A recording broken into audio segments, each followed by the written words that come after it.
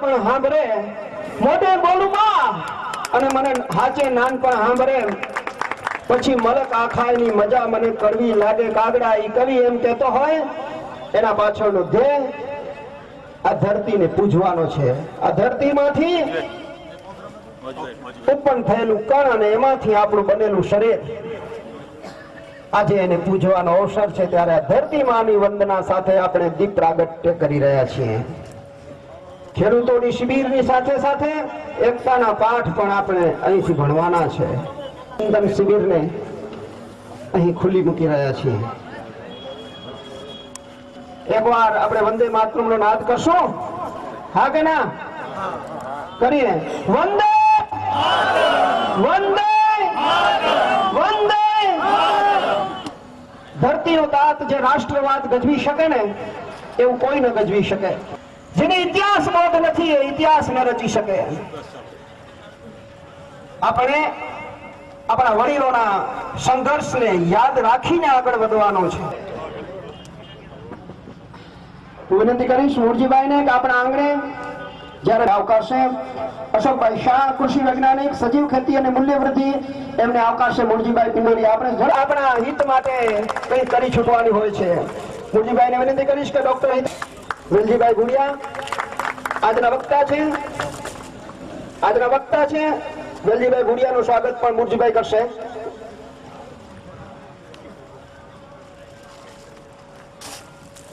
માવજીભાઈ હરજી રાબડિયાનું આ પરિસર બને છે, પરંતુ માવજીભાઈ ગોવિંદ જાટિયા, પ્રમુખ શ્રી ભારતીય કિસાન સંઘ, એમનો અભિનંદન વધારજો. કારણ કે આપણે કોઈ વેચાતું લીધું જ નથી. આપણું જ ઉત્પાદન જો આમ થઈ શકે દઈને હાલે આવો અને આ ખેડૂતો જ આટલું સરસ ઉત્પાદન કરતા હોય, બહુ આનંદની વાત છે મિત્રો. કચ્છી લેવા પટેલ એજ્યુકેશન એન્ડ મેડિકલ ટ્રસ્ટના અધ્યક્ષ ભાઈ શ્રી અર્જણભાઈ હાજર છે. ત્યારે મૂળજીભાઈને વિનંતી કરીશ કે તેમનું પણ પુષ્પગુચ્છથી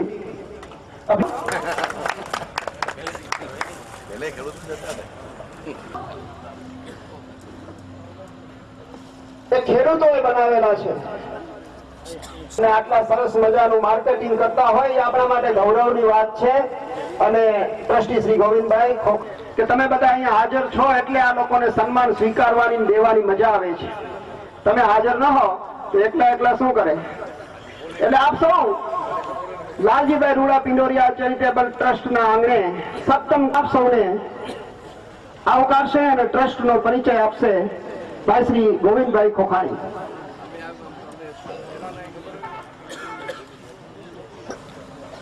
માં ઉપસ્થિત અમારા ટ્રસ્ટના મુખ્ય ટ્રસ્ટી અને દાતા આદરણીય શ્રી મૂળજીભાઈ લાલજી પિંડોરિયા, જેઓ ખેતી ક્ષેત્રે સંશોધન કાર્ય હાથ ધરી નવા પ્રયોગો દ્વારા કિસાનોને માર્ગદર્શન આપી રહ્યા છે. એવા મહેમાનો ડોક્ટર અશોકભાઈ શાહ, અમારા મૂળજીભાઈ પિંડોરિયા બેઠેલા છે. તેઓ 11 વર્ષની વયે 1952 ની અંદર પ્રથમ વખત નાયરોબી પહોંચ્યા. ત્યાં પોતાના પિતાની સાથે એમણે જે વ્યવસાયમાં જોડાયા અને જે પરિવર્તનો લાવ્યા, એના પછી ત્યાં વસવાટ કરતા આપણા સૌ જ્ઞાતિજનોના ઉત્કર્ષ માટે એમણે સમય ઉપર જે પ્રવૃત્તિઓ હાથ ધરી, એ પ્રવૃત્તિઓ પછી એમણે એમ જોયું કે મારે વતનમાં પણ કંઈ કરવું જોઈએ. અને એ અપેક્ષાએ 1984 ની અંદર એમના પિતાશ્રીના નામે લાલજીભાઈ રૂડા પિંડોરિયા ચેરિટેબલ ટ્રસ્ટની સ્થાપના કરી. આરોગ્ય, શિક્ષણ, રમતગમત અને છેલ્લે ખેતી ક્ષેત્રે સંશોધનોમાં જે કઈ પરિવર્તનો આવી રહ્યા છે તે અંગે માર્ગદર્શન આપી અને સમાજ ઉપયોગી સેવા કરવાનો આ મુખ્ય હેતુ. આ ટ્રસ્ટ દ્વારા અત્યાર સુધીમાં નેત્ર યજ્ઞ, કેન્સર નિદાન કેમ્પ, રમતગમત ક્ષેત્રે જિલ્લા કક્ષાએ ક્રિકેટ પ્રશિક્ષણ અને શિક્ષણ ક્ષેત્રે જ્યાં પણ શક્ય બને ત્યાં જરૂરતમંદ વિદ્યાર્થીઓને મદદ થવી, પ્રોત્સાહિત કરવા એ હેતુ રહ્યો છે.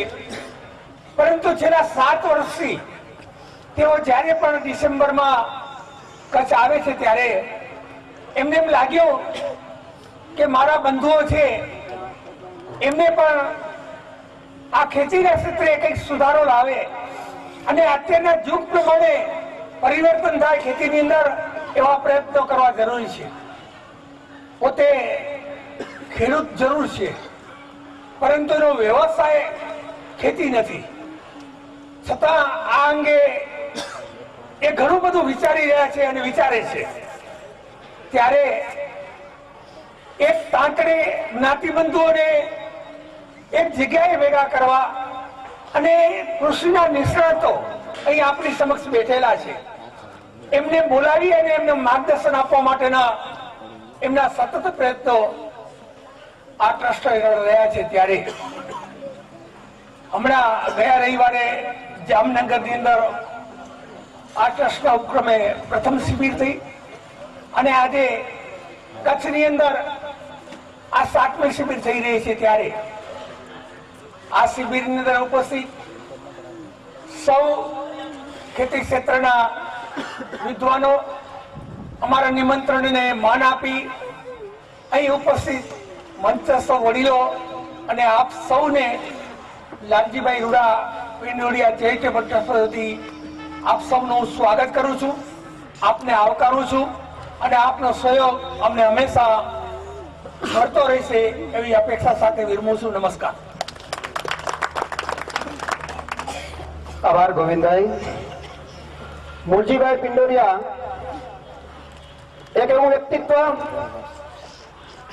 કે ચોથી ચોપડી ભણી અને કુંદન પરની ધરતીને જ્યારે વિદાય કરી આફ્રિકાની અંદર ગયા, સામાજિક સંગઠન માટે ઝઝુમ્યા, ત્યારબાદ હિન્દુ કાઉન્સિલ ઓફ કેન્યા ના પ્રમુખ પદે રહી અને હિન્દુ પ્રવૃત્તિઓને સંકોરી અને ત્યાંથી આગળ વધી અને હિન્દુ કાઉન્સિલ ઓફ આફ્રિકા આખા ખંડના હિન્દુઓને સાથે રાખી અને વિશ્વ શાંતિ માટેની પરિષદમાં હજી 4 મહિના પહેલા જ વ્હાઇટ હાઉસમાં જ્યારે વિશ્વના તમામ ધર્મના પ્રતિનિધિઓ હાજર હતા, એમાં આપણા મૂળજીભાઈ, આપણો પનોતો દીકરો હાજર હતો. જરા જોરદાર તાળીઓથી વધાવો. અને ત્યાં જઈ અને એમણે ગીતાને વિશ્વ ગ્રંથ જાહેર કરવાની વાત કરી. આપણા સંપ્રદાયને અને આપણા ધર્મને અને આપણી સંસ્કૃતિને ઉજાગર કરવા માટે વિદેશની ધરતી ઉપર આલેખ જગાવી અને આપણી વાત ત્યાં પહોંચાડી એવા મૂળજીભાઈ પિંડોરિયા પોતે તો સપૂત છે જ, પરંતુ એના પિતાશ્રી કે જેના નામથી આ ટ્રસ્ટ છે, લાલજીભાઈ રૂડા પિંડોરિયા, ગામના સરપંચ, અમારા ગામના સરપંચ રવજીભાઈ અહીંયા ઉપસ્થિત છે. ત્યારે મને એ કહેતા આનંદ થાય કે લાલજી બાપાને હજી પણ આખું કુંદન પર નગર શેઠ કે છે.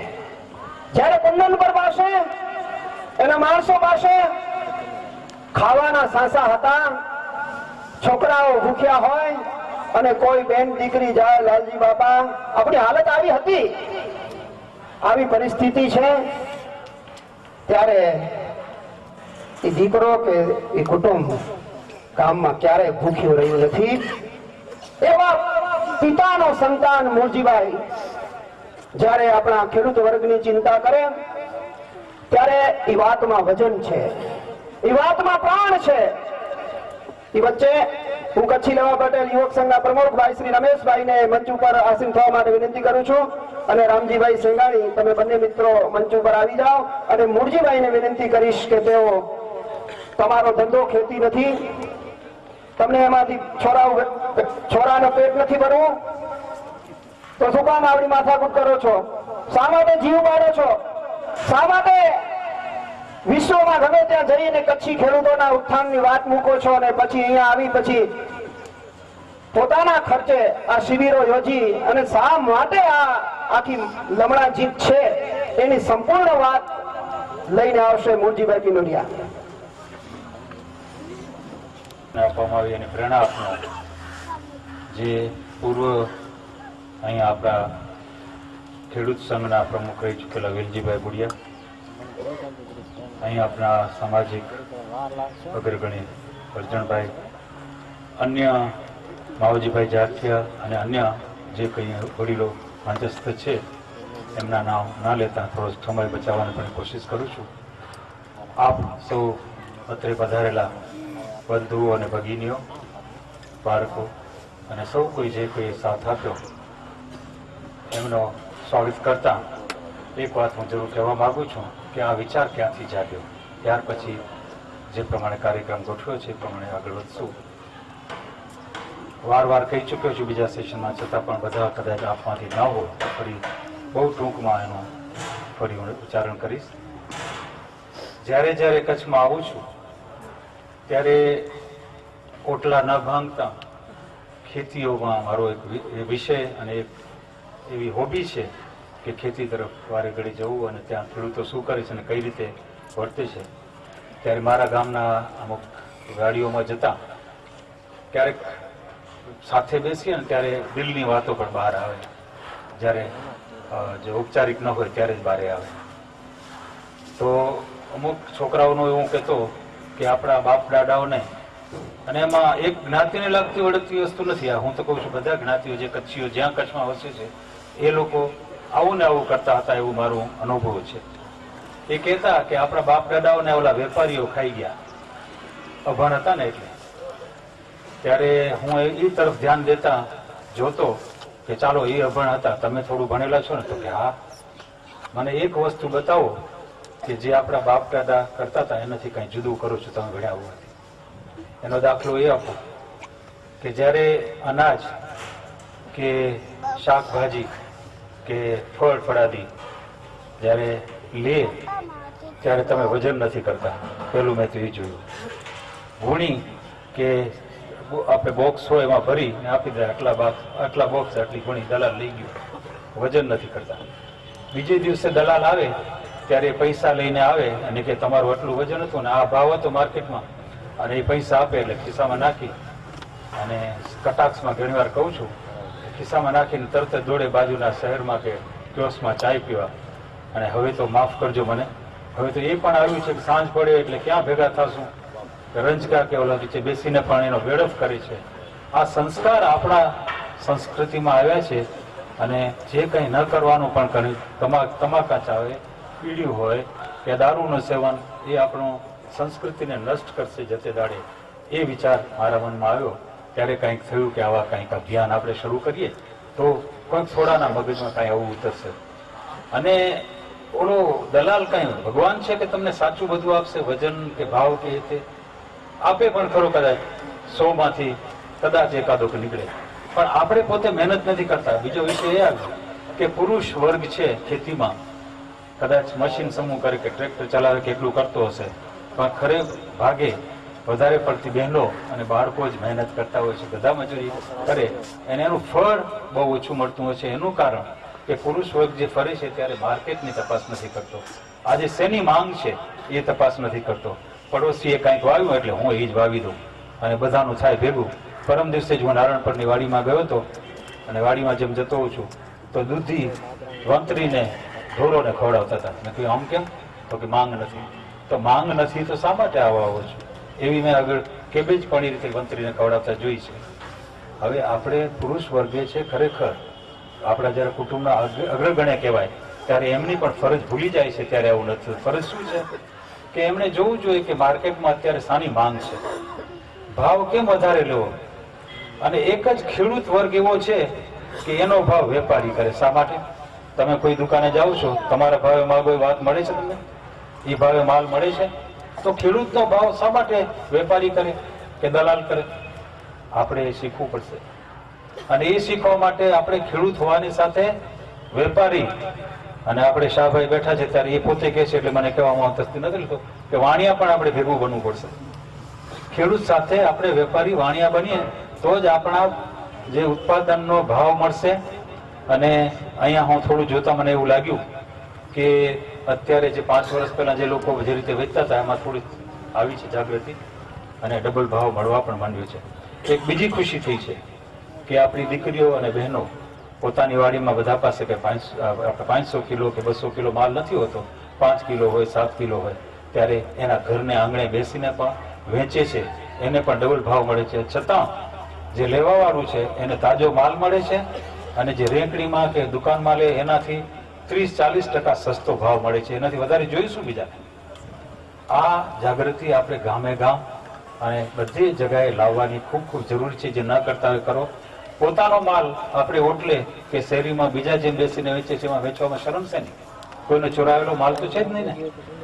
આ ધ્યાન આપણે ઝીણી વસ્તુ છે, પણ બધા ઝીણીથી આગળ આવ્યા છે. કોઈ મોટાથી નીચે નથી આવ્યો, નીચેથી મોટો થયો છે. તો આ એક જાગૃતિ આપણા સમાજમાં લાવવી ખૂબ ખૂબ જરૂરી છે. સમાજ એટલે હું કચ્છી સમાજની વાત કરું છું, એક સમાજની વાત નથી કરતો, એ પણ સૌ ધ્યાનમાં લે. શરૂઆતમાં જે પટેલ સમાજના લોકો આવવા માંડ્યા ત્યાર પછી ઘણા આપણા ગઢવી છે કે કડવા પટેલ છે, બધાએ કહ્યું કે અમે પણ આવી. બધાને ખુશી છે, પણ મને મનમાં એમ થતું ઘણી વાર કે કડવા પટેલને કહેતો તમે તો બહુ અમારાથી આગળ છો, અમે આવશો તો અમને શરમાવશો.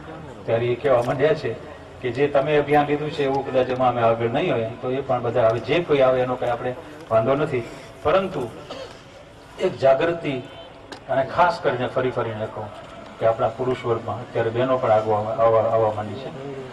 જો ખેતી કરે એના સિવાયના પણ જે ખેત પેદાશનો ઉપયોગ કરી, ઘણી બહેનો કાંચરી ચેવડા હાથે બનાવે છે, ખેત પેદાશનો ઉપયોગ કરે છે, એમને પણ પ્રોત્સાહન આપવું છે. વેલજીભાઈ ભુડિયાએ ઘણું બધું વિકસાવ્યું છે. હવે મને હમણાં કહ્યું કે એમણે બધું બનાવવામાં પહોંચી નથી વળતા, આંબળા કે અથાણા કે હાથે, ત્યારે એ વ્યવસાય બહેનોને આપે અને કિલોના હિસાબે જે એમના ટેસ્ટ હોય મસાલા એ પ્રમાણે કરી અને કિલોના હિસાબે લે તો બહેનોને પણ આ રીતે મજૂરી મળે. એમનું પણ આપણે એવા પણ બહેનોનું આપણે સન્માન કરશું. અને ઈચ્છું છું કે એવા બેન ભાઈઓ ગૃહ ઉદ્યોગમાં પણ જોડાય. આજે આપણી પાસે વીજળી 24 કલાક મળે છે, ખૂબ સારી વાત છે. ગુજરાત સરકારે આ જે પ્રોત્સાહન આપ્યું છે એનાથી નાના ધંધા બહુ નીકળી પડ્યા છે. ત્યારે આપણા ખેતીને વ્યવસાયને લગતા પણ ધંધા એમાં આવી જાય, ખૂબ જરૂરી છે. અને ખેત પેદાશોનું માર્કેટિંગ કેમ થશે એ પછી હું છેલ્લે વાત કરીશ. અને એના માટે આપણે શું ક્ષેત્રો ખોલ્યા છે, ફક્ત કહી દઈ કે તમે સીધા વેચો. અને એના માટે જો આપણે સામે દ્રષ્ટિ ના આપીએ કે વેચાણનું જો સ્થળ કેવી રીતે ખુલ્લા કર્યા છે એ ના આપીએ તો ખાલી કહેવાથી તો બધા મૂંઝાવાના છો આપ સૌ કે તમે ક્યાં વેચવા જશો. ત્યારે આ પેલું રિટેલની મેં વાત કરી કે નાની વેચાણ તમે કરો. દલાલો બને ત્યાં સુધી વચ્ચે ના આવે. સીધા રેકડીવાળા હોય કે દુકાનવાળા હોય કે ક્યાંય પ્રસંગ હોય કે કોઈ બીજા બહાર ગામ મોકલવાવાળા હોય, અહીંથી કચ્છથી બહાર મોકલતા હોય કે એક્સપોર્ટ કરવાવાળા હોય, એમને સીધા ગોતીને વેચો. મહેનત પડશે, કદાચ એમને ડિલિવરી કરવાના છકડાનું ભાડું આપવું પડશે, પણ ભાવમાં તમને એ છકડાનું ભાડું કે જો વળતું હોય તો શા માટે મહેનત નથી કરતા? ઘણીવાર આપણે ખેડૂત લોકો જે કહીએ ને કે ઊંડો એનો આપણે વેપારનો જે છે કરીએ છીએ એની ગણતરી નથી કરતા કે આને આટલું થશે, આનું આટલું થશે, એમ કરતા તમને શું મળે છે એ વિચાર કરવો જોઈએ ને. ત્યારે આપણે શું કરીએ છીએ કે જે સાદું કામ હોય એ કરીને બેસી જઈએ ને પલાઠી વાળી બેઠા હોઈએ અને છોકરાઓ શું કરી આવે, અહીંયા પાણી ફાટ્યું ને અહીંયા આથ્યું, એટલું ન કરતા મારી ફરી નમ્ર વિનંતી છે આપણા બંધુઓને કે જરા તમારું મગજ કસો. અને આપણું જો ભવિષ્ય ઉજળું કરવું હોય આપણે પોતે મહેનત કરવી પડશે. અને તો જ આપણે જેમ કહે છે કે આ કુવા વર્ગ સ્વર્ગે નહીં જવાય, એ કહેવતને ધ્યાનમાં લઈને આપણે પોતે જ કરવું પડશે. જ્યારે તમે સક્સેસ ન થાવ ત્યારે તમારા ગામના વડીલો હોય, રાજકીય હોય કે બીજા હોય કે પછી સરકાર ઉપર ટોપલો ઢોળો, એ સમય નથી. સરકાર તો જેટલું કરે ને ન કરે તો એ શું છે, એ જે કરતા હોય કરે. પણ આપણું ભવિષ્ય જો ઉજળું કરવું હશે તો આપણે જ મહેનત કરવી પડશે અને આપણે જ આપણા કુટુંબને આગળ લઈ આવવું પડશે. શિક્ષણ આપવું કે એમના સાચા સંસ્કૃતિ આપવી કે જે કંઈ આપવાનું છે, જો આપણે મહેનત ન કરીએ અને બીજા ઉપર ટોપલો ઢોળતા જતા હશું તો કોઈ દિવસ આપણો સમાજ કે વ્યક્તિ કે કુટુંબ આગળ આવવાનું નથી. એટલું કહી હું વિરમું છું. આભાર. મૂળજીભાઈ જો રસની સાથે ખિસ્સામાં કસ પણ આવવો જોઈએ, અને ખિસ્સામાં કસ ના આવે તો એ ધંધો લાંબો ન ટકે. વાત આપણે જ્યારે સજીવ ખેતીની કરવાની છે ત્યારે સજીવ ખેતીના વિકાસ માટે જે એલોપેથીમાં પ્રેક્ટિસ કરતા હોય ડોક્ટર્સ, એને વધારે ખબર હોય કે આપણે સજીવ ખેતીની શા માટે જરૂર છે, રાસાયણિક ખાતરો વગરનો અનાજ આપણને કેવી રીતે ઉપયોગી છે. એ પૈકીના ડોક્ટર વિષ્ણુ સાહેબ પણ અહીંયા હાજર છે, નવીનભાઈ સોદાગર પણ અહીંયા હાજર છે, ત્યારે એમની વાત પણ પાછળથી આપણે લઈશું. એ પણ વાત કરે કે શરીરને રાસાયણિક ખાતરો દ્વારા ઉત્પાદિત અનાજ કેટલું હાનિકારક છે. વાત માત્ર સાર્વજનિક આરોગ્યની નથી, એની સાથે સાથે મૂળજીભાઈએ તમને સૌને ટકોર કરી કે તમારે બધાએ વેપારી બનવું પડશે. ખેડૂત ખેડૂતનો હરીફ ન બને અને ખેડૂત ખેડૂતનો પૂરક બને. આજે જે રીતે આપણે વિવિધ સમાજોની વાત કરીએ છીએ એ રીતે ખેડૂત સમાજ, એમાં બધા જ જ્ઞાતિના ખેડૂતો આવી જાય અને એ લોકો સાથે મળીને પોતાનું ભાવ બાંધણું કરે. એના માટે નબળા ખેડૂતને માલ સાચવી રાખવો પડતો હોય તો એને મદદ કરે. એ વાત જ્યારે તમે કરશો ત્યારે મૂલ્ય વૃદ્ધિની વાત આપોઆપ સાકાર થશે. મંચાસીન લાલજીભાઈ રોડા પિંડોલિયા ચેરિટેબલ ટ્રસ્ટના અધ્યક્ષ અને અમારા વડીલ, આપણા સૌના વડીલ મોરબી શ્રી મૂળજીભાઈ, ડૉક્ટર અશોકભાઈ, વેલજીભાઈ અને માવજીભાઈ રાબડિયા, માવજીભાઈ જાટિયા, કિસાન સંઘના અધ્યક્ષ, આરએસ હિરાણી સાહેબ, ઘણા મંચસ્થ મહાનુભાવો આપણી વચ્ચે છે અને એ જ રીતે મંચની સામે પણ અનેક એવા આગેવાન, કિસાન આગેવાન કાર્યકર બેઠા છે. દરેકનું નામ તો લેવું શક્ય નથી. વિષયની તરફ જવા માટે સૌથી પહેલા તો હું મોજીભાઈનો આભાર માનું કે માંડવીમાં આ પ્રકારનું શિબિરનું આયોજન કર્યું. એકવાર ભુજમાં તો આપણે ઘણીવાર કર્યું, અંજારમાં પણ આપણે કર્યું, પણ આ વખતે માંડવી વિસ્તારમાં કર્યું. અને હું માંડવીનો છું એટલે મને બહુ આનંદ થયો કે અમારા ગામમાં, અમારા તાલુકામાં શિબિર થયો ને એમાં મારે બોલવાનું, એમાં ગાય વિશે બોલવાનું, એટલે મને બહુ ખુશી છે એની. તો મોરજીભાઈનો અભિગમ જ છે કે દરેક જગ્યાએ આ વાત પહોંચવી જોઈએ. ઠેઠ જામનગરમાં એમણે આ વાત કરાવી. જામનગર માટે ગયા વર્ષના અમે પ્લાન કર્યો હતો કે જામનગર મારી યુનિવર્સિટીમાં સેમિનાર કરી, કિસાનોને બોલાવી અને ઠેઠ આફ્રિકાથી એ જામનગર આવ્યા અને આખો ગોવિંદભાઈને બધા સાથે મળીને અમે ત્યાં કાર્યક્રમ કર્યો. તો ઉદ્દેશ તો એ જ છે કે આપણે કંઈક નવું જાણીએ અથવા આપણું જૂનું છે અને નવા સંદર્ભમાં જાણીએ. એનો આપણે એ રીતે ઉપયોગ કરીએ કે આપણી પ્રાચીન સંસ્કૃતિ, આપણી પ્રાચીન વ્યવસ્થાને નવા સંદર્ભમાં મૂલવીએ અને શ્રેષ્ઠ જીવન જવા તરફ આપણે જે હંમેશા પ્રયત્ન કર્યો છે, નિત્ય નૂતન ચીર સનાતન. આમ લેટેસ્ટ અપડેટ પણ મૂળ સિદ્ધાંત સાચો. ઉત્તમ ખેતી, મધ્યમ વેપાર ને કનિષ્ઠ નોકરી. વેદોમાં કીધું છે, પુરાણો સુધી વાત, હમણાં સુધી 100-150 વર્ષ સુધી આ વાત બહુ મહત્વની હતી. ઉત્તમ ખેતી, વેપાર મધ્યમ અને કનિષ્ઠ નોકરી. આપણે એમ કહેવાય કણ બી માંથી મણ બી બનાવે. કણમાંથી મણ બી બનાવે એને કણબી કહેવાય. વેપારી છે એ એક અનાજમાંથી વધારો ન કરી શકે, એમાં એ માત્ર 20%, 10% નફો કરી શકે. અને નોકરી કરનારો તો એના રૂપિયા ગણવાના ને હિસાબ કરવાના ને એમાં કાંઈ ન કરી શકે. હું ડોક્ટર છું, યુનિવર્સિટીનો બહુ મોટો પ્રોફેસર છું, મારો પગાર કદાચ ઘણો સારો છે, પણ તો અમે એના માટે રાહ જોતા હોય. દર વર્ષે આટલો પગાર વધે અને 5 વર્ષે 6 વર્ષે નવું પગાર પંચાવે, અમે રાહ જોતા હોઈએ. અમે કાંઈ ડબલ તો શું, અમે કાંઈ ન કરી શકીએ. ત્યારે તમે તો 1000 ગણું કરી શકો અને એ ધરતી માતાના સાક્ષાત પુત્ર હોવાને કારણે તમે કરી શકો છો. પરંતુ કોઈક કારણોસર એ અંગ્રેજોની કુટિલ નીતિ હોય કે પછી ભારત દુનિયાને આંખના કણાની જેમ ખૂંચતું હોય કે ભારતનો ખેડૂત એ જગતનો તાજ, વિશ્વમાં આપણું માથું જે ગર્વભેર ઊંચું રાખી શકાતું હોય, આપણી કૃષિના કારણે, આપણી જમીનની લાગણીના કારણે, આપણી એક વિશિષ્ટ ઉર્વરતાના કારણે, એ જમીનમાં પણ ઉર્વરતા અને એ આપણા કિસાનોમાં પણ ઉર્વરતા, એ શ્રેષ્ઠ ઉર્વરતાના કારણે આપણે દુનિયાની સામે એવા માથું રાખીને ઊંચું રાખીને ઉભા રહેતા કે દુનિયા આપણી સામે આવતી. દુનિયાભરના લોકો આ ભારતને શ્રેષ્ઠ ગુરુ માનતા. પરંતુ સંજોગો વસાત આ પરિસ્થિતિ બદલાણી અને ખેડૂત છે એ જાણે નીચી કક્ષાનો, ખેતી એ જાણે નીચી હોય. આ વાતાવરણ ખબર નહીં આપણા દેશમાં કેમ ચાલ્યું. ખેતી પ્રધાન દેશમાં પ્રધાન મોટો અને ખેડૂત નાનો, આ આખી સ્થિતિ થઈ ગઈ. અને આ પરિસ્થિતિ છેલ્લા 50-60 વર્ષથી તો બહુ વિપરીતપણે ચાલી રહી છે. ઇન્ડસ્ટ્રીયલાઇઝેશન અને સોકોલ ડેવલપમેન્ટના નામે આપણે આપણી જમીને નોન એગ્રીકલ્ચર કરી રહ્યા છીએ. મેં ગઈકાલે એક સેમિનાર હતો ત્યાં વાત કરી. મને પોતાને ભયંકર દુઃખ થાય ઘણીવાર જ્યારે કોઈ ખેડૂત પોતાની જમીનને એને કરાવે.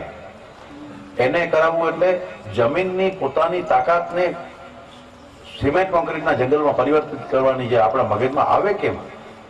જમીનને કેવી રીતે ઉર્વરિત કરી શકાય, જમીનમાંથી કેમ વધુ લઈ શકાય? કોઈ ઈ મકાન તમને શું આપવાનું છે, આપણને શું આપશે? પણ ઈ જમીન જો ખેતીમાં હોય તો દુનિયાને શું આપી શકે? આપણે અનુભવ વર્ષો સુધી જોયું. તો ખબર છે આપણે કઈ રીતે જમીનને આપણે મૂલવતા થઈ ગયા.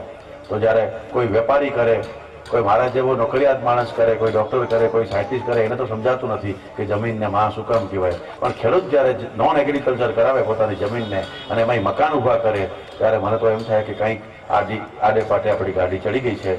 એનીવે, મારે વિષયની જે વાત કરવાની છે, ગાય આધારિત કૃષિ. મિત્રો, ગાય, ગૌવંશ અને ખેતી એના વિશે કોઈ એક નોન એગ્રીકલ્ચર માણસ વાત કરે એ ખરેખર તો હાસ્યાસ્પદ વાત કહેવાય. હું એનો અધિકારી જ નથી. મારે તો ખેડૂત પાસેથી, કિસાન પાસેથી, આ બહેનો પાસેથી વાત શીખવી જોઈએ કે ગૌપાલન એટલે શું, ગૌપાલન અને કૃષક વ્યવસાય કેટલો જોડાયેલો છે. પણ જેમ જમીન બાબતમાં, જેમ ખેતી બાબતમાં સ્વાભિમાન જતું રહ્યું, આપણી વ્યવસ્થાઓ તૂટી ગઈ. આપણે રાસાયણિક ખાતર અને બજાર આધારિત, બજારની નીતિઓ આધારિત, જે મૂળજીભાઈ બહુ સરસ વાત કરી કે ખેડૂત પોતે નક્કી જ ન કરી શકે કે એનો ભાવ, એના અનાજનો ભાવ બીજા કોક નક્કી કરે. તો એમાં બદલ કેવી રીતે લાવી શકાય, એમાં શું કરી શકાય, એ જે ચિંતા છે. એ જ રીતે ગૌવંશ પાછો કેવી રીતે ખેતીમાં આવે, આ વિચાર આપણે કરવાનો છે આજે. તમે ઘણા બધા લોકો એમાં કામ કરો છો. હું તો માત્ર પંચગવ્ય સંદર્ભમાં આયુર્વેદનો વૈદ્ય હોવાના કારણે, યુનિવર્સિટીમાં પ્રોફેસર હોવાના કારણે ગાયના દૂધ, ગાયનું ઘી, ગાયની છાશ, માખણ અને પંચગવ્યની દવાઓ, આ સંદર્ભમાં સંશોધન કરતા કરતા મને લાગ્યું કે આખી પ્રક્રિયામાં રોગના મૂળ કારણ તો રાસાયણિક ખાતર અને ફર્ટિલાઇઝર છે. આ પેસ્ટિસાઇડ ને ફર્ટિલાઇઝર એ ખૂબ મોટી ગંભીર સમસ્યા ઉત્પન્ન કરી છે. દુનિયા આખી ડરી ગઈ છે. એમને હવે ખબર પડી છે 50, 60, 100 વર્ષના અંતે, 100 વર્ષ જૂની એ રાસાયણિક ખેતી કઈ 100 વર્ષ નથી થયા. જર્મનીમાં કેવી રીતે આવીની બધી વાત તો કદાચ એ કરી શકાય, પરંતુ એટલો બધો તો વિષય નથી. મારે તો એના વિપરીત પરિણામ હવે બધા જાણીએ જ છીએ. એક ડોક્ટર તરીકે માત્ર આપનું ધ્યાન દોરું, કદાચ તમને નુકસાન કરે છે ખબર છે, માત્ર એક વ્યવસાયમાં તમે રાસાયણિક ખાતર ઉપયોગ ન કરો, શું કામ ન કરો, એ મારે માત્ર ખાલી કહેવાનું છે.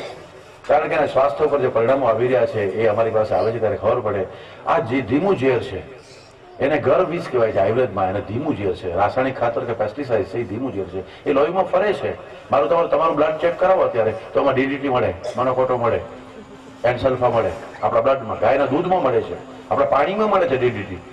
તો આ કેમ થયું છે? આ કોન્ટામિનેટ કેમ બની ગયું છે? આપણા લોહીમાં ફરે છે. અને આ ધીમું ઝેર, એન્સલ્ફા, મોનોકોટો કે DDT વાળું લોહી ફરે છે. અને જ્યાં લોહી વધારે રહે છે શરીરમાં અને લોહી વધારે જથ્થામાં રહે છે એ ઓર્ગનને ડેમેજ કરે છે. દાખલા તરીકે હાર્ટ આપણું હંમેશા જીવનભર મૃત્યુ સુધી પમ્પિંગ કરે છે. લગભગ 0.5 લીટર, 1 લીટર એ બ્લડને 1 મિનિટમાં 70 વખત 72 વખત ધકેલે છે. આ ઝેરવાળું લોહીના કારણે આજે હાર્ટના વાલ્વના અને હાર્ટને પોતાની જે કોરોનરી આર્ટરી છે, જે હાર્ટને લોહી પહોંચાડે છે એને વધુ નુકસાન કરે છે. અને પરિણામે હાર્ટ ડિઝીઝ અને વાલ્વ્યુલર ડિઝીઝ વધી રહ્યા છે. આ લોહી શુદ્ધ થવા માટે હૃદયમાંથી ફેફસામાં જાય છે. અશુદ્ધ લોહી આખા શરીરમાં ખેંચે છે. એ ફેફસું બહુ મોટું છે, બે બાજુ બે ફેફસા છે અને ત્યાં લોહી વધારે રહે છે, વધારે જથ્થામાં રહે છે તો લંગ્સને ડેમેજ કરે છે. લંગ્સના સેલ છે ખતમ થઈ રહ્યા છે. જે બ્રોન્કિયલ અસ્થમા છે, બ્રોન્કાઇટિસ છે, બ્રોન્કિયાઇટિસ છે, આ પ્રકારના અસ્થમા એવા રોગો ફેફસામાં બની રહ્યા છે. આ લોહી શુદ્ધ થવા માટે અને એની રાસાયણિક બીજી પ્રક્રિયા માટે લીવરમાં જાય છે. તો લીવરના સિરોસિસ ઓફ લીવર અને લીવર ડિઝીઝ થઈ રહ્યા છે ખૂબ વધારે. લીવરના કેન્સરની સંખ્યા ખૂબ જોવા મળે છે. કિડનીમાં લોહી શુદ્ધ થવા માટે ફરી પાછું જાય છે અને કિડનીમાં લોહી વધારે વખત ને વધુ માત્રામાં સતત આવે છે તો આ કિડની ફેલ થઈ રહી છે. તો 4 આપણા ઓર્ગન આજે રાસાયણિક ખાતર અને પેસ્ટિસાઇડ્સને કારણે ખતમ થઈ રહ્યા છે. તમે કોઈ પણ માંડવીના ડોક્ટર, ભુજના ડોક્ટર, કોઈ પણ જે તમને ઠીક લાગે ડોક્ટરનો ડેટા તમે લ્યો તો આ 4 રોગ છેલ્લા 10 વર્ષના ડેટા સૌથી વધારે વધ્યા છે.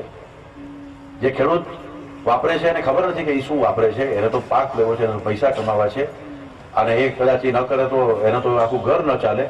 પણ એનાથી શું થઈ રહ્યું છે એની હું ખાલી વાત કરું છું. એક ડોક્ટર તરીકે તમારી પાસે મૂકું છું અને અહીંયા મારી માતા બહેનો બેઠી છે. આપણે પુરુષોને તો આ 4 ઓર્ગન છે, પણ માતાને ગર્ભાશય છે.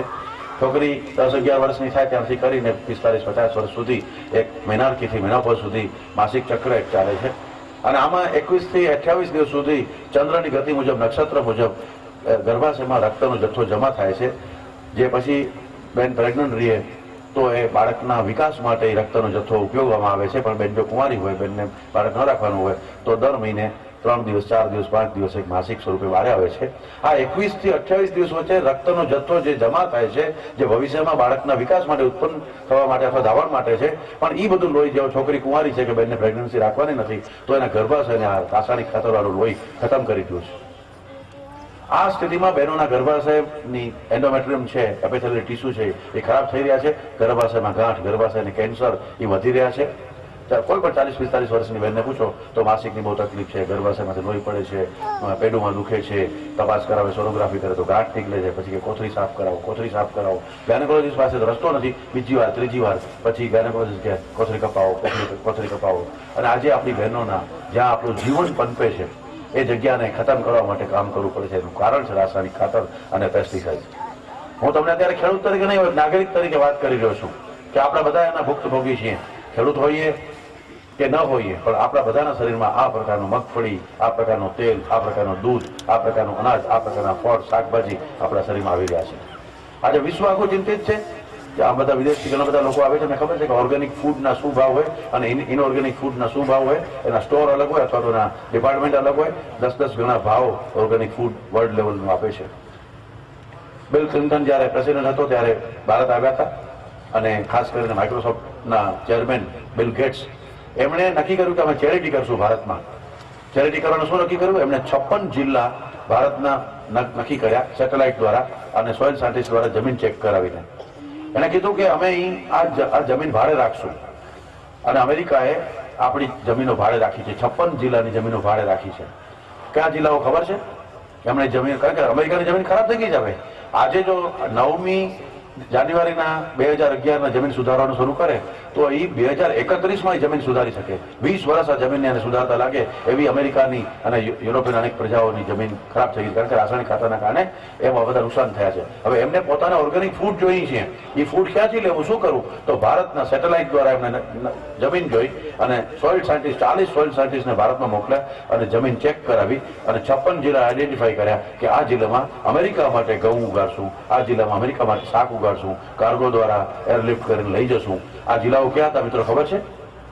ઝારખંડ, છત્તીસગઢ, ઓરિસ્સા, બિહાર, એના આદિવાસી જિલ્લા. કારણ કે આદિવાસી લોકોએ હજી રાસાયણિક ખાતર વાપર્યું નથી એટલે એને ઈ જમીન સારી લાગી, એને આ ગુજરાતની જમીન સારી ન લાગી, એને પંજાબની જમીન સારી ન લાગી. કારણ કે આપણે તો બધું બહુ પ્રોગ્રેસિવ છીએ, આપણે તો બહુ વિકાસશીલ ખેડૂતો છીએ. તો અમેરિકા વાળા 56 જિલ્લામાં અહીંયા જમીન ભાડે રાખે અને ઈ આદિવાસી ભાઈઓને મજૂરી આપશો એમ કીધું. ભારત સરકાર ખુશ થઈ ગઈ કે વાહ વાહ, રોજીરોટી મળશે. એના માટે ઘઉં ઉગાડીએ, એના માટે શાક ઉગાડીએ, એના માટે ફ્રૂટ ઉગાડીએ અને પછી પાછા એ ખેડૂતોને રોજી મળશે. એટલે ભારત સરકાર બાકીની સબસિડી અને બધી જમીન ભાડે આપે. આ સ્થિતિ આપણા દેશમાં છે. અને પછી પાછા પૈસા કે 10% અમે ચેરિટી અહીંયા કરશું. ક્યાં? એ આદિવાસી વિસ્તારમાં. શું? તો ક્રિશ્ચિયન બનાવશું અમે એને. ક્રિશ્ચિયન મિશનરીને પાછા પૈસા આપવાના.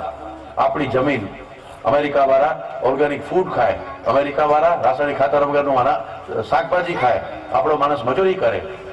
આ સ્થિતિ આ આખા ખેતી જગતની છે. આપણે અમેરિકા પાસેથી જો શીખવા જેવું હોય તો એ શીખવા જેવું છે કે સારો આપણી જમીનમાં આવીને ખેતી કરી જાય, આપણા પાસે મજૂરી કરાવી જાય અને એ જલસો કરે, એને નુકસાન ન થાય, એના શરીરને સારું રહે એવું શાકભાજી, અનાજ અને ફ્રૂટ એને ખાવા મળે. આપણું ક્યાં ગયું નોલેજ? આપણું ઉત્તમ ખેતી, મધ્યમ વેપાર, કનિષ્ઠ નોકરી, આ ક્યાં ગયું આપણું? અને કોણ બચાવશે? મારો વિશે ગાય છે. ગૌમૂત્રમાં, આપણી દેશી ગાયના મૂત્રમાં અને દેશી ગાયના દૂધમાં અને દેશી ગાયના જે ઘી છે એમાં જે ક્વોલિટી છે એ અલગ અલગ ક્વોલિટી વિશે હું કહી શકું, પણ એટલો સમય નથી મારે. જે કંઈ થોડી ઘણી ખેતી સાથે જોડાયેલી વાત કરવાની છે મિત્રો. આપણી દેશી ગાય અને જર્સી ગાય જુદી છે, કદાચ હવે આપ જાણતા હશો. અત્યાર સુધી તો આપણે પણ માનતા હતા અંગ્રેજી બોલવાની મોટી એક શોખ થવાના કારણે આપણું વતનથી આપણે દૂર ગયા અને ત્યાં અંગ્રેજી ભાષા શીખવા મળી, જાણવા મળેલા, આપણે પણ અંજાઈ ગયા. આપણા ગામોમાં અંગ્રેજી માધ્યમની સ્કૂલો આપણે શરૂ કરી દીધી. મને અંગ્રેજી ભાષાનો વાંધો નથી, અંગ્રેજીયતની સમસ્યાની તમારી સામે ધ્યાન દોરું છું. 26 મૂળાક્ષરવાળી ભાષા અંગ્રેજી, ગુજરાતીના 42 મૂળાક્ષર, હિન્દીના 52 ને સંસ્કૃતના 62 મૂળાક્ષર. કોઈ ભાષાની પ્રગલ્ભતા, એની ફોનેટિક્સ કેવું છે, ઉચ્ચારણ શાસ્ત્ર કેવું છે, એના ઉપર છે. અંગ્રેજોને બોલવું છે કચ્છ, આપણા જિલ્લો કચ્છ, એ બોલવું તો બોલી નથી શકતા. એને એ સાંભળે તો કચ્છ છે, ઓડિટરીનો પ્રોબ્લેમ નથી, બોલે છે ત્યારે એ બોલે છે કુછ બોલે છે, સ્પેલિંગ લખે KUTCH. એને બોલવું તો મુંબઈ છે, સાંભળે મુંબઈ છે, પણ જયારે બોલવા જાય છે તો એ બોમ્બે બોલે છે, એટલે સ્પેલિંગ BOMBAY. એને બોલવું છે વડોદરા, સાંભળે છે વડોદરા, પણ બોલવું છે ત્યારે બોલી શકતો નથી, કારણ કે એના 26 જ મૂળાક્ષર છે.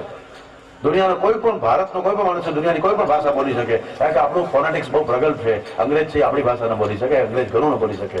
હું અંગ્રેજી ભાષાની વાત એટલા માટે કરું છું કે આવ્યા ત્યારે આપણે ત્યાં દેશી ગાય ફરતી હતી, એ જોઈ કહું ધીસ ઇઝ કાઉ, એટલે આપણે એમ કે ગાયને કાઉ કહેવાય. અનફોર્ચ્યુનેટલી વિદેશની અંદર, એટલે ખાસ કરીને અમેરિકામાં અને યુરોપમાં ગાય છે જ નહીં.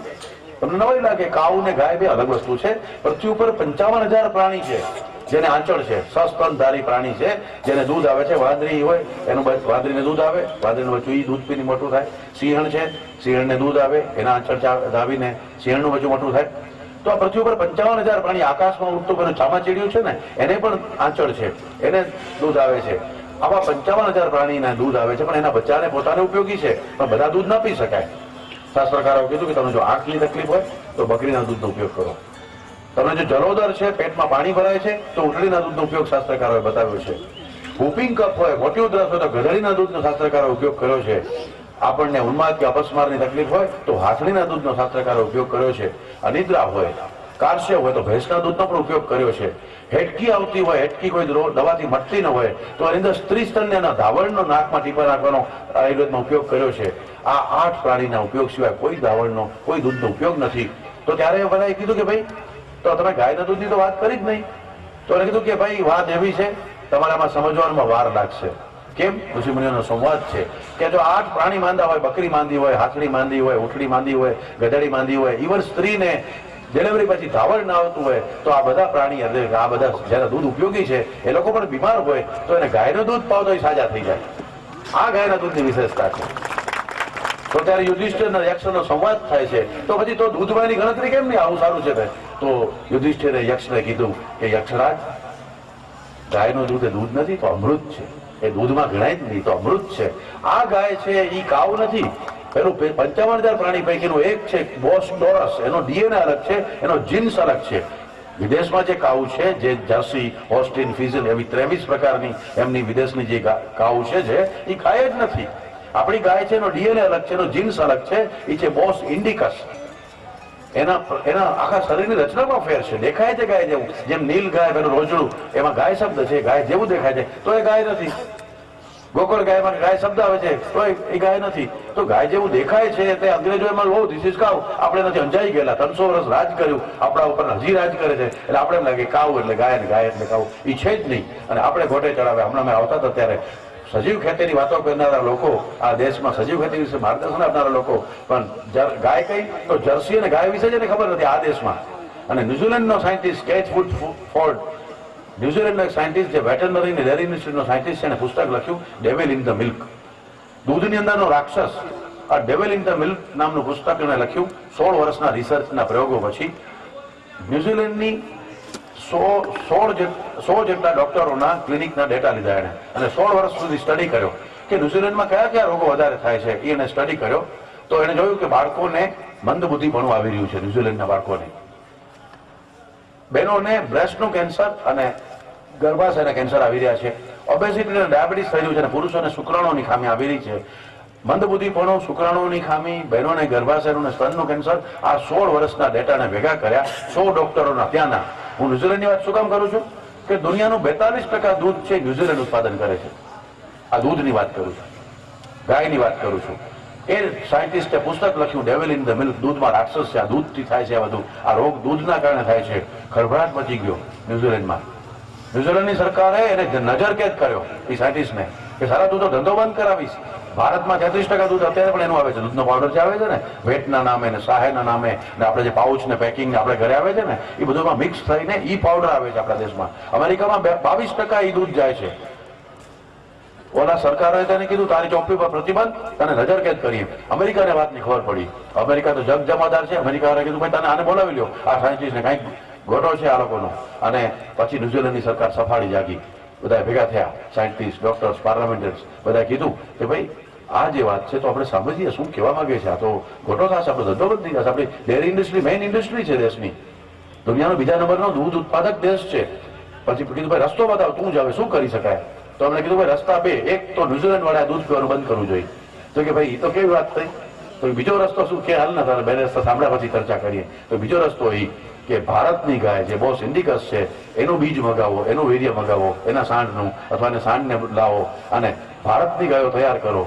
અને એ જ રસ્તો સાચો છે. ન્યુઝીલેન્ડની પાર્લામેન્ટે ઠરાવ કર્યો છે કે 10 વર્ષના અંતે એમની જે બોસ ટોરસ એ ખાવું છે ઓછી કરતા જશું અને ભારતની ગાય છે એ વધારતા જશું. ધંધો તો અમે આ જ કરશું એ ન્યુઝીલેન્ડે નક્કી કર્યું. પણ કઈ ગાય? એ બોસ ઇન્ડિકસ, આપણી દેશી ગાય.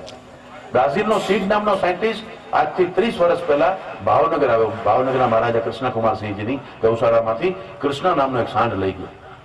આજે બ્રાઝિલ, આ દૂધનો બીજો દેશની વાત કરું છું, આજે બ્રાઝિલે કેવી ગાયો તૈયાર કરી છે? ગીરના સાંઢમાંથી અને આંધ્રમાંથી ઓંગોલ નામની ગાયનો સાંઢ લઈ ગયા અને એમાંથી ગાયો તૈયાર કરી છે. એ ગાયો 1 કરોડ રૂપિયાની એક ગાય વેચે છે. તમે કોઈ પણ સર્ચ એન્જિનમાં અત્યારે લખો બ્રાહ્મણ કાઉ ટાઈપ કરો એટલે તમારી સામે 16 વેબસાઇટ બ્રાઝિલની તમારી સામે દેખાશે.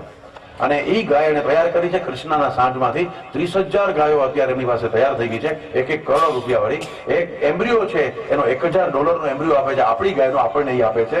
અને ભાવનગરના મહારાજા કૃષ્ણકુમારસિંહજીને એમને ટ્રિબ્યુટ એને અર્પણ કર્યું છે એક ચોકનું નામ કૃષ્ણકુમારજી સ્ક્વેર.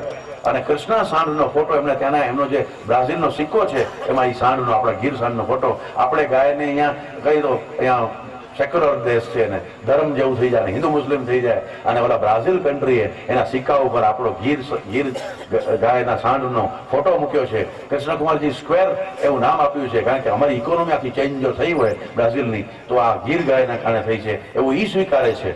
દુનિયાના બધા દેશોને આપણી દેશી ગાયની તાકાતની ખબર પડી છે. આ ગાયની ખૂંદ પાસેથી જે છે સૂર્યકેતુ નાડી નીકળે છે. આ સૂર્યકેતુ નાડી ગાયને સૂર્યપુત્રી કીધી છે. એમાં ગોલ્ડન યલો એન્ઝાઇમ નીકળે છે. આ એન્ઝાઇમ મેં તમને કીધું આ 4 રોગની સામે રોકે છે. અને હૃદયના રોગ, ફેફસાના રોગ, કિડનીના રોગ નહીં. એક સેલ ને બીજા સેલ વચ્ચે જે સેમી પર્મિનન્ટ મેમ્બ્રેન છે એની વચ્ચે આ ગોલ્ડન યલો એન્ઝાઇમ આવી જાય છે અને આપણને રોગથી બચાવે છે. આ ગાય માતા આ જમીનની ઉર્વરતાને વધારે છે, એની અંદરની જે સેન્દ્રિયતા છે એને વધારે છે. 84 પ્રકારના આલ્કલોઇડ તત્વો છે એ ગૌમૂત્રમાં છે. ગૌમય વસતે લક્ષ્મી, ગૌમયમાં લક્ષ્મી, છાણમાં લક્ષ્મીનો વાસ છે. લક્ષ્મી કહે કે હું છાણમાં રહીશ. આજે આપણી માતાઓ જયારે દીકરીને સગપણ કરવા જાય છે, અમારે ખાસ કરીને સૌરાષ્ટ્રમાં હું જે જોઉં છું ત્યાં જઈને, કચ્છની અંદર તો મને બહુ જાજી ખબર નહોતી પડતી. હું ભણીને જામનગર ગયો, ત્યાં પ્રોફેસર થયો. અમારી સૌરાષ્ટ્રની બહેનો એમ કહે જો મારી દીકરી છાણવાસીદો નહીં કરે હો, મારી દીકરી જો તમારે વરાવવી હોય તો છાણવાસીદા નહીં કરે. છાણવાસીદાથી, ખેતીથી આપણે દૂર થતા જઈએ છીએ. હકીકતમાં લક્ષ્મી માતા એમ કીધું કે હું છાણમાં વાસ કરું છું. ગંગાએ કીધું કે હું ગૌમૂત્રમાં વાસ કરું છું. આ માત્ર પવિત્રતા અને ધાર્મિકતા નથી, એના ગુણના કારણે પ્રોપલિન ઓક્સાઇડ, ઇથિલિન ઓક્સાઇડ, ફોર્મલ્ડિહાઇડ ગોબરમાંથી નીકળે છે. ગૌમૂત્રમાં 84 પ્રકારના આલ્કલોઇડ્સ, ઓરમ સલ્ફેટ, ગોલ્ડ નીકળે છે ગૌમૂત્રમાંથી. એ જમીનની ઉર્વરતાને વધારે છે, ખેતીમાં ચેન્જ આવે છે. અને એના પ્રયોગો તો આજે બીજા વૈજ્ઞાનિક પણ કહેવાના છે કે ગૌમૂત્રથી શું ચેન્જ થાય છે. અને એનું પ્રત્યક્ષ ઉદાહરણ તો વેલજીભાઈ છે. વેલજીભાઈ કેવી ખેતી કરે છે, શું છે એ કચ્છનું ઉદાહરણ. હું તો દુનિયાભરમાં એમ કહું કે એમને હવે થોડું મૂકી અને છોકરાઓ બધા તૈયાર થઈ ગયા છે. આખા દુનિયાના ખેડૂતોને માર્ગદર્શન આપે એવા છે. હવે એને જામનગર ખાસ બોલાવ્યા હતા આપણે. એક જિલ્લે એમને લઈ જવા છે, એમને ભારતના બધા રાજ્યોમાં લઈ જવા છે કે કેવી ખેતી થાય, ગૌમૂત્રથી શું થાય એ પ્રત્યક્ષ જોવું હોય તો વેલજીભાઈની ખેતી જોવા આવો. અને આમાંથી ઘણા ખેડૂતો કરે છે, મને ખબર છે. તો આ વાત મારી આપને એ જ કહેવાની છે, યાદ કરાવવાની છે કે આપણે દેશી ગાય રાખીએ. આપણે ખબર છે કે ગાય દૂધ ઓછું આપે છે, દૂધને આધારે મુલવણી ન કરો, દૂધના ગુણના આધારે કરો. CLA નામનું તત્વ આપણી દેશી ગાયમાં છે, કોન્જ્યુગેટેડ લિનોલિક એસિડ. એ કેન્સરની સામે રક્ષણ આપે છે. Carotene, vitamin A, B1, B6, B12 નો બેઝિક સોર્સ કેરોટીન છે. એ હાઈએસ્ટ કેરોટીન પપૈયામાં કેરોટીન વધારે છે, નારંગીમાં વધારે છે, મોસંબીમાં જેટલી પીળી વસ્તુ છે, ગાજર, એ બધામાં કેરોટીન સૌથી વધારે છે. એના કરતાં 10 ગણું કેરોટીન આપણી દેશી ગાયના દૂધમાં છે. તો આંખના રોગોને આવવા જ ન દે. ગવે છે, ચક્ષુષ્ય છે, મધ્યમ બુદ્ધિ વધારે છે, એટલે સેરેબ્રોસાઇટ્સ ને વધારે છે. અમારા ડોક્ટર કરિશ્માબેન એના ઉપર 300 કપલ ઉપર કામ કરે છે કે 6 મહિને ગર્ભાશયમાં જયારે બાળક હોય છે ત્યારે બુદ્ધિનો આંક 87% વધે છે. તો અમે ગર્ભ સંસ્કારમાં અમે ઘીનો ઉપયોગ કરીએ છીએ. આ શાસ્ત્રોના પ્રયોગો બુદ્ધિ વધારવા માટે, આંખના તેજ વધારવા માટે, એ બધા ઉપયોગની સાથે જમીનની ઉર્વરતા વધારે છે. આ ખેડૂતને અત્યારે જે ગાયો ક્રોસ બ્રીડ કર્યું છે આપણે આખા દેશમાં 40 વેટરનરી ઇન્સ્ટિટ્યૂટે દેશી ગાયને કાઉનું, જર્સીનું ક્રોસ બ્રીડિંગ કર્યું. વિદેશથી બીજ મગાવીને આપણા દેશના વૈજ્ઞાનિક, કૃષિ વૈજ્ઞાનિકોને ગોઠે ચડાવ્યા. પાકના નામે, રસાયણ ખાતરના નામે, અને જે પશુ વૈજ્ઞાનિકો હતા એને ક્રોસ બ્રીડ કરીને દૂધ વધશે કહી અને આપણી ગાયોને ખતમ કરવાનું ષડયંત્ર હતું. જર્સી કેટલા વર્ષ જીવે છે, જર્સીના દૂધમાં શું તકલીફ છે, એ બધી મેં તમને વાત કરી. આપણી દેશી ગાયની જે તાકાત છે એ તાકાતથી આપણે આગળ વધવાનું છે. એક ગાય અને 7.5 વર્ષે ફરી પાછી આ ગાયને આપણે ડેવલપ કરી શકશું. જો બ્રાઝિલનો સાયન્ટિસ્ટ એમની ગાય સુધારી, આપણી દેશી ગાય સાંડ દ્વારા એમની ગાય સુધારી શકે, આર્જેન્ટિનાનો સાયન્ટિસ્ટ, ડેનમાર્કનો સાયન્ટિસ્ટ અને ખાસ કરીને ન્યુઝીલેન્ડનો સાયન્ટિસ્ટ જો આપણી ગાય મગાવીને એના દેશની ઇકોનોમી ચેન્જ કરી શકે તો આપણો ખેડૂત તો પાણામાંથી ખેતી કરે, દરિયામાંથી એ શું કાઢી શકે છે. આપણે તો સાગર ખેડૂત છીએ. કચ્છનો માણસ તો દુનિયાભરમાં પહોંચી ગયો છે અને કચ્છનો માણસ દુનિયાભરની બધી તાકાત એના પાસે ધરાવે છે. તો આપણી જમીન તો એવી ઉર્વર છે, રીચ મિનરલ બેઝ કચ્છની જમીન છે અને એમાં જો ગૌમૂત્ર આધારિત, ગોબર આધારિત જો આપણે ખેતી કરશું અને ગાયની 7.5 વર્ષે ઓલાદ સુધારણા કરી શકાય છે. પર્સનલ લેવલે જ્યારે વાત કરવી હોય ત્યારે જરૂર તમે અમારી વેબસાઇટ પણ છે જનકલ્યાણસમિતિ.org, જેમાં અમે ગાય વિશેની બધી માહિતી આપીએ છીએ. અમારું ગૌ વિજ્ઞાન અધ્યયન શોધ સંસ્થાન આખું ચલાવી છે, જેમાં ગાયના દૂધ વિશે, ઘી વિશે, માખણ વિશે કાંઈ પણ તમારે જાણવું હોય તો ગમે ત્યારે સંપર્ક કરી શકો છો. અને માત્ર એટલું જ નહીં, અમે તો એક બહેનોની મંડળી બનાવી છે જે ગૌમૂત્ર ઉપર દવાઓ બનાવે છે. કામધેનુ દિવ્યાંગ મહિલા સહકારી મંડળી, રજીસ્ટર્ડ મંડળી, જ્યાં બહેનોમાંથી કંઈ પ્રેરણા લઈ શકે અને કંઈ કરી શકે તો અમે જરૂર એના માટે ટ્રેનિંગ પ્રોગ્રામ આપશું. તો ગૌમૂત્રમાંથી 14 જાતની દવાઓ માણસોની અને 2 જાતની દવા કૃષિ મિત્રો અને કૃષિ રક્ષક, ખેતી માટેની ફર્ટિલાઇઝર અને પેસ્ટિસાઇડ પણ ગૌમૂત્રમાંથી બહેનોએ બનાવે છે. રિસર્ચ અમે કરીએ છીએ અમારી યુનિવર્સિટીમાં, પણ બહેનોને અમે રોજીરોટી આપીએ છીએ. અને એ બહેનો માત્ર ગૌમૂત્ર, વેડફાતા ગૌમૂત્રમાંથી જો પૈસા કમાઈ શકે એ રજીસ્ટર્ડ કોઓપરેટિવ સોસાયટીનો અભ્યાસ કરવા માટે કોઈ વાર જામનગર લાલપુર તાલુકાના ઈશ્વરિયા ગામમાં આવજો. અમને તો મારા ભરતભાઈ, મારું ઉદાહરણ છે ભરતભાઈ વાડોદરિયા, પપૈયા ઓર્ગેનિક વાવ્યા. દિલ્હીથી વેપારી આવ્યો, ટ્રક લઈને 16 ટન પપૈયા જામનગરના લાલપુર તાલુકા 31 કિલોમીટર દૂર આવી, એપીએમસી નહીં, કોઈ માર્કેટિંગ યાર્ડ નહીં, જેમ વેલજીભાઈ પોતે જ બધો ધંધો કરે, સીધું કોઈ વચ્ચેની ચેનલ જ નહીં. અમારા ભરતભાઈ વાડોદરિયા 16 ટન ઓર્ગેનિક પપૈયા અમારા ગામમાં ઓર્ગેનિક અમે તૈયાર કર્યું છે કૃષિ મિત્ર. એના કારણે તો આજે લોકો બદલ કરવા માગે છે અને આવા પ્રકારના સેમિનાર ને સિમ્પોઝિયમ અને વર્કશોપ થાય, અમારા પ્રવચનો થાય, એના કરતાં મને એમ છે કે પ્રશ્ન પૂછશો તો જરૂર અમે કંઈ વધારે પણ કહી શકશું. એટલે મને એમ છે કે જે આ એક પહેલ છે, મોરજીભાઈ તમને ભગવાનના લાખ અને ગાય માતાના આશીર્વાદ કે આપે આ પ્રકારની એક બહુ મોટી એક જીદપૂર્વક જે મુહિમ છેડી છે, આ મુહિમના કારણે આપણે ફરીથી આપણી ધરતીને નંદનવન બનાવશું. આપ સૌનો આભાર માનું છું. ભારત માતા કી જય, ગૌ માતા.